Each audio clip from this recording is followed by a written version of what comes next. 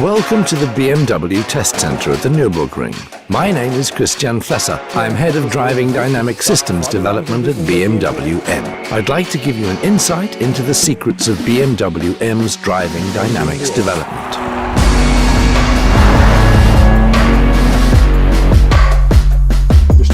This is the new BMW M3, a pre-production vehicle.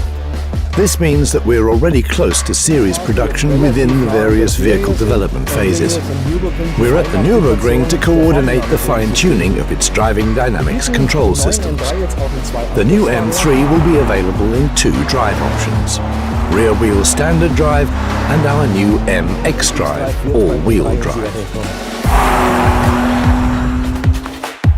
Here at the Nürburgring, we drive many laps on the Nordschleife, but we also take the cars out on country routes, motorways and roads with bad surfaces.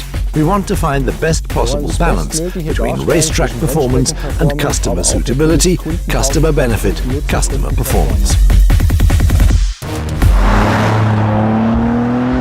I'd like to introduce you to Peter, who's responsible for the driving dynamics development of the new BMW M3 and M4. He's going to take you on a country drive in the new M3. Here we go. We're on the damper tuning route now.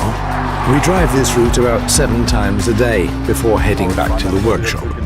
There the dampers will be changed for new ones. The new dampers are equipped with various components that help create the specific effect we're looking for.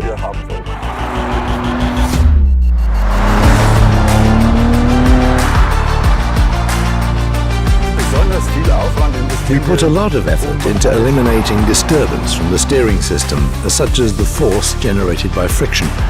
It's a big task, but once we achieve it, the result will be a vehicle that's very easy to drive. It's best to fine-tune the vehicle on a bad road surface, because that's where we come across the biggest challenges and find the most feedback to work with. With the stabilization control system, we want to allow the driver to gradually take the vehicle to the limit and then give them the performance that allows them to keep it there. This is the first time that we're offering MX drive in the BMW M3. The system supports low friction conditions such as snow and ice, especially when cornering dynamically. We have a friction coefficient meter on board, enabling the vehicle to sense the level of friction between the road surface and the tires.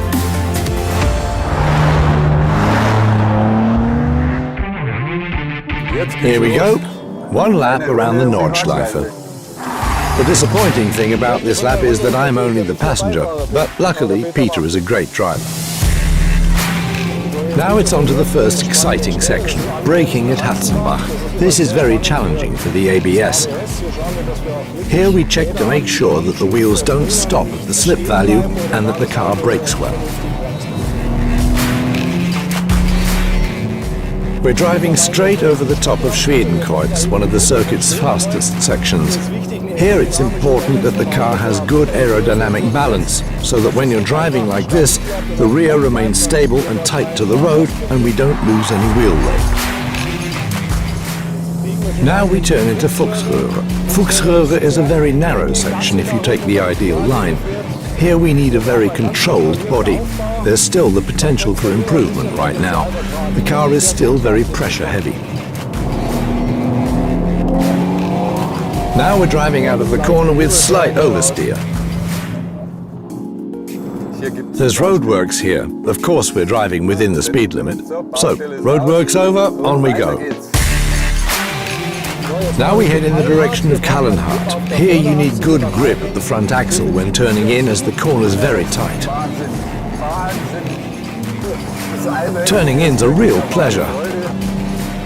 Now we come to a significant braking point, Breitscheid Bridge. The ABS is very important here. There's an oil spill ahead. That doesn't give you much confidence as a passenger, but Peter's driving does.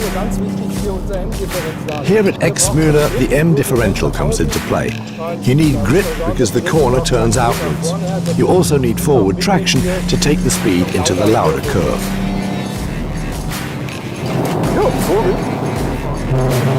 It's fascinating to feel the car travelling so smoothly over the curbs.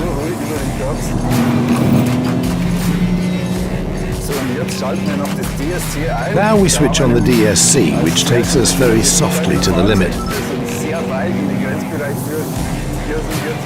The DSC is fully activated and we have no problems driving at full racetrack speed.